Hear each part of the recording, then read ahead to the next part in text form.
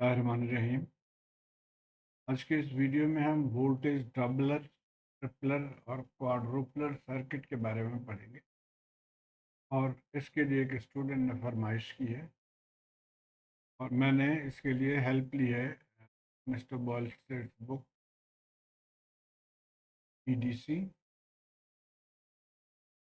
तो आइए सबसे पहले वोल्टेज डबलर सर्किट को समझते हैं।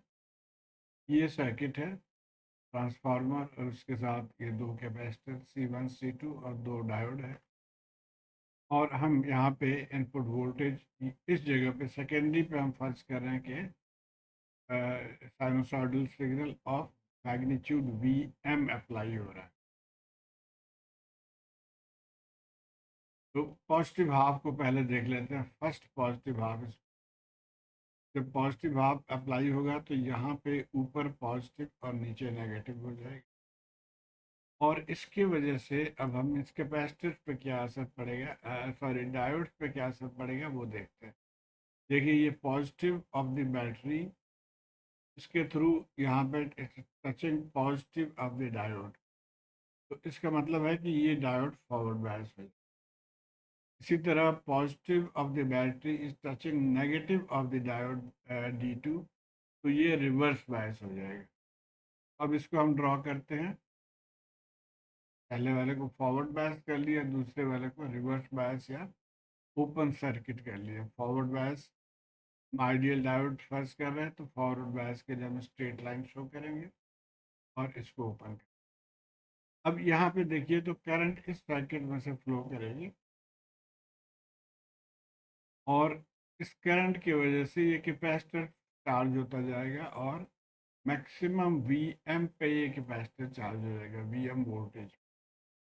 तो इसका मतलब है कि कैपेसिटर की ये वोल्टेज है और डायरेक्शन ऑफ द करंट या वोल्टेज पोलैरिटी क्या होगा वो इस करंट से आप देखेंगे। करंट जहाँ पे पहले टच करे उसको हम पॉजिटिव लिख लेंगे और दूसरे सिरे को नेगेटिव लिख लेंगे। तो एक चीज़ हमने यहाँ से अचीव किया कि हमारा कैपेसिटर C1 चार्ज हो गया to the full input voltage VM। ये पॉजिटिव हाफ साइकिल और ये इस पे चूंकि कोई असर नहीं हो रहा है, इसमें कोई करंट फ्लो नहीं कर रही है, तो आउटपुट वोल्टेज हमारा 0 होगा। अब हम अगेन सर्किट पे आ जाते हैं और हम नेगेटिव हाफ साइकिल अप्लाई करेंगे। तो अब नेगेटिव हाफ साइकिल में यहाँ पे पोलैरिटी चेंज हो जाएगी, ऊपर नेगेटिव और नीचे पॉजिटिव। अब इस पोलैरिटी के साथ अब देखते हैं कि हमारे डायोड्स पे क्या असर पड़ेगा। अब ये देखिए ये दोनों सीरीज एडिटिव में है, यानी नेगेटिव पॉजिटिव। तो इसका मतलब है कि यहाँ पे डबल 2VM हमारे पास सप्लाई अभी मौजूद है। नेगेटिव टर्मिनल ऊपर है तो नेगेटिव इस डायोड को जब टच करे पॉजिटिव ऑफ द डायोड तो ये रिवर्स बायस हो जाएगा, ओपन हो जाएगा। लेकिन ये नेगेटिव जब इस D2 को टच करे तो D2 के नेगेटिव को टच करने की वजह से ये फॉरवर्ड बायस हो जाए। तो इसको अब हम ड्रॉ कर लेते हैं, इसको रिवर्स बायस कर लेते हैं, इसको फॉरवर्ड बायस। अब देखिए कि अब कैपेसिटर चार्ज हो सकता है हमारा, क्योंकि हमारी करंट कुछ इस तरह से फ्लो करेगी। यहाँ से पॉजिटिव से करंट यूँ फ्लो करेगी तो इसकी वजह से ये हमारा कैपेसिटर जो है वो चार्ज हो जाएगा टू इस टोटल वोल्टेज 2M। तो चाहे तो आप मैथमेटिकली भी लिख सकते हैं, बाई KVL आप यहाँ से चलें प्लस VM और इसकी पोलैरिटी जहाँ पर टच करे करंट ये पॉजिटिव और ऊपर नेगेटिव, तो ये नेगेटिव VC2 आप लिख लेंगे। तो आउटपुट हमारा जो है वो नेगेटिव V2M आ गया। यहाँ से V2M VC और चूंकि ये नेगेटिव है तो नेगेटिव V2M आ गया। यहाँ पे भी हमने लिख लिया नेगेटिव V2M। तो ये नेगेटिव हाफ साइकिल पे आ गया। अब हमारा जो ओरिजिनल सर्किट है उसको अगर हम देखेंगे तो ये दोनों इनपुट वोल्टेज की वजह से हमें एक दफ़ा 0 वोल्टेज मिला और दूसरे हाफ साइकिल में -2Vm मिला। अब एक स्टेप और आगे हम चलेंगे इसको फुल्ली समझने के लिए, और वो ये स्टेप है कि जब थर्ड साइकिल आ गया, यानी पॉजिटिव सेकंड पॉजिटिव पीक, तो क्या फ़र्क पड़ेगा। अब अगेन यहाँ पे ये पोलैरिटी रिवर्स हो जाएगी, ऊपर पॉजिटिव नीचे नेगेटिव हो जाएगा। अब देखिए तो यहाँ पे क्या हो रहा है कि ये दोनों आपस में कैंसिल हो रहे हैं, ऑपोजिट है, तो इसका तो इन डायोड्स पे कोई असर नहीं पड़ेगा। असर किसका पड़ेगा, इस इस कैपेसिटर का असर इसके ऊपर पड़ेगा। तो क्या होगा ये देखते हैं। देखिए कैपेसिटर के positive touching the negative of the diode, इसका मतलब है ये forward bias, sorry reverse bias हो। पॉजिटिव टचिंग नेगेटिव तो ये रिवर्स बायस। इसी तरह यहाँ पे नेगेटिव ऑफ द बैटरी कह लें इसको या चार्ज कह लें, इस touching the positive of D2, तो ये भी रिवर्स बायस हो जाए। याद रहे कि इन दोनों का असर अब कोई नहीं है। तो अब क्या हुआ कि हमने ये देखा कि जब अगर यहाँ पे कोई लोड कनेक्टेड नहीं है, जब लोड कनेक्टेड नहीं है तो हमारा कैपेसिटर C1 पे Vm पे चार्ज हो जाएगा और C2 कैपेसिटर 2Vm पे चार्ज रहेगा। बस इतना ही, और इसमें अब कोई तब्दीली नहीं आएगी क्योंकि कैपेसिटर को डिस्चार्ज करने का कोई रास्ता नहीं मिल रहा। हाँ, अगर हम यहाँ पे लोड कनेक्ट कर देंगे तो फिर क्या हो, वो हम देखते हैं कि अब ये हमारा सर्किट था, इसके साथ अब हमने लोड कनेक्ट कर दिया, ये हमारा फुल्ली चार्ज था। अब इस कैपेसिटर को डिस्चार्ज का रास्ता मिल जाएगा यहाँ से थ्रू दिस लोड। और देखिए अभी तक हमने ये अचीव किया था 0 और ये -2Vm। अब ये -2Vm इसके थ्रू डिस्चार्ज हो रहा है कब, ये थर्ड उसमें यानी सेकंड पीक के दौरान।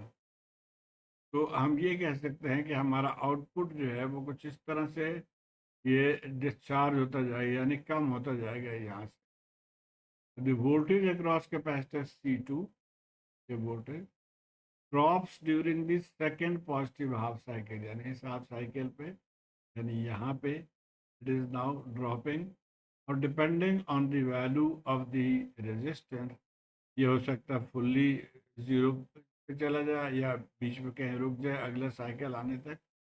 बहरहाल ये फेनोमेना आपने जहन में रख। अब और आगे चलते हैं,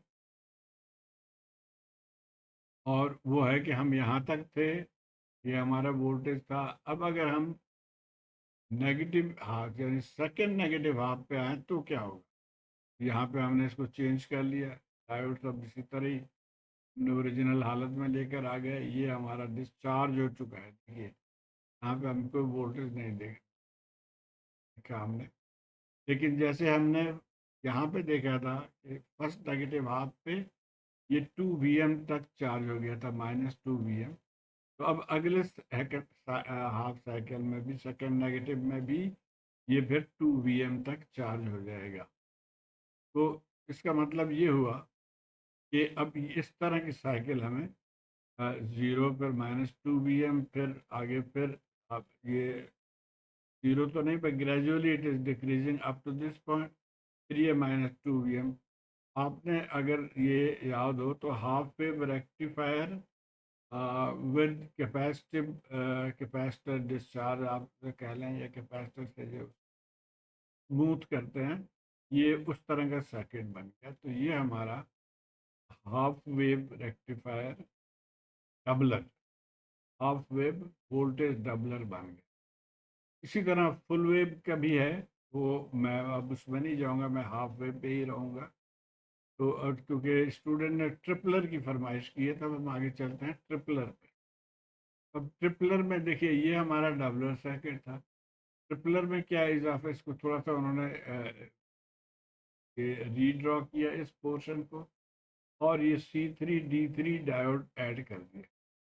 अब यहाँ पे भी एग्जैक्टली वही लॉजिक हम लेके चलेंगे कि पॉजिटिव हाफ में क्या होगा कि ये फॉरवर्ड बायस हो जाएगा और इसमें से करंट फ्लो करेगी इसके अंदर, बाकी डायोड पे अभी कोई असर नहीं पड़ेगा। जब वहाँ से फ्लो करेगी तो ये कैपेसिटर वीएम पे चार्ज हो जाए। अब हम आ जाते हैं नेगेटिव हाफ साइकिल पे। ये चार्ज है, नेगेटिव वोल्टेज ऊपर नेगेटिव नीचे पॉजिटिव हो जाएगा। अब इसकी वजह से E1 ओपन सर्किट हो जाएगा, because positive is touching the negative of the diode. तो ये ओपन सर्किट हो जाएगा। और ये क्लोज सर्किट कैसे, कि आप इस नेगेटिव को देखें तो यहाँ से touching the negative of the diode D2, तो ये जो है ये क्लोज हो जाएगा, ये शॉर्ट सर्किट है। अब यहाँ से इस करंट को फ्लो करने का रास्ता यूँ मिलेगा, और T2 कैपेसिटर में चार्ज हो जाना है इस रास्ते से। ये 2 VM पे, बिकॉज ये दोनों VM 2 VM पे ये चार्ज हो। यहाँ तक तो डबलर सर्किट वाला ही सीन है। उसके बाद क्या होगा ये देखते हैं। अब हम आ जाते हैं थर्ड वाले पे। थर्ड पे आप देखिए, हम यहाँ तक थे और इन पे कोई असर नहीं पड़ा था उस वक्त तक। सिर्फ अब जब थर्ड हाफ साइकिल पे ये चेंज हो गया, ऊपर पॉजिटिव हो गया, नीचे नेगेटिव हो गया। अब इसके वजह से अब ये दोनों देखिए ये फिर कैंसिल हो गए हैं, ये ऑपोजिट है, दे आर नॉट एडिंग। तो इसका इस डायोड के ऊपर कोई असर नहीं पड़ेगा। क्या चीज़ असर डालेगी, वो ये 2 VM +2 VM। तो इसकी वजह से क्या हो रहा है कि plus touching the negative of the diode, तो ये रिवर्स बायस हो जाएगा ओपन। इसी तरह negative touching positive of the diode, तो ये भी ओपन सर्किट हो गया, ये ओपन सर्किट हो गया। और फिर इसी तरह negative touching negative of the diode, तो ये फॉरवर्ड बायस हो गया। तो अब ये सर्किट बचा हमारे पास। ये दोनों के असर कैंसिल हो गया, लेकिन इसके वजह से अब इसमें करंट फ्लो करेगी इस सर्किट के अंदर। और इस करंट फ्लो करने की वजह से T3 डायोड भी 2 VM पे चार्ज हो जाएगा, और इसकी पोलैरिटी ये होगी कि जहाँ पे करंट पहले टच करे वो। अब ये हमारा, आइए अब हम देखते हैं कि कैसे ये ट्रिपल M बना। देखिए ये हमारा सर्किट हो गया। ये VM पे चार्ज हो गया, ये भी 2 VM पे चार्ज हो गया, और ये भी 2 VM पे चार्ज। तो अब हम ये कह सकते हैं कि the voltage across T1 plus T3 is 3 VM। अगर आप यहाँ से वोल्टेज लेते हैं दोनों टर्मिनल, तो 3 टाइम्स द इनपुट VM जो है वो आपको मिलेगा। तो इसलिए ये इसको कहते हैं कि वोल्टेज ट्रिपलर सर्किट। और इसी लॉजिक को फॉलो करते हुए आप आगे बढ़ते जा सकते हैं कि आप एक एक और सेट यूज़ कर लें, तो ये क्वाड्रुपलर हो जाएगा, यानी 4 टाइम्स VM आ जाएगा। तो ये हुआ जी ट्रिपलर और डबलर, ट्रिपलर और क्वाड्रुपलर।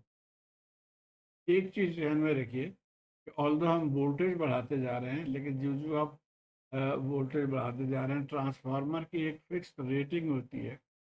तो इससे आप ज़्यादा नहीं, यानी पावर रिमेन सेम। तो अगर आप वोल्टेज बढ़ाते हैं तो करंट कम होता जाएगा, इस करंट कम हो जाएगी इसमें से। इसलिए while voltage multipliers can boost the voltage, they can only supply low current।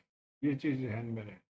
आमतौर पे इसको माइक्रोवेव वगैरह पे, जहाँ पे वेरी हाई वोल्टेज आपको चाहिए for short period of time, तो उस तरह के सर्किट्स में इसको यूज़ किया जाता है। उम्मीद है आप इसको फॉलो कर पाए होंगे। अब मुझे अपने फीडबैक से आगाह कीजिए। शुक्रिया।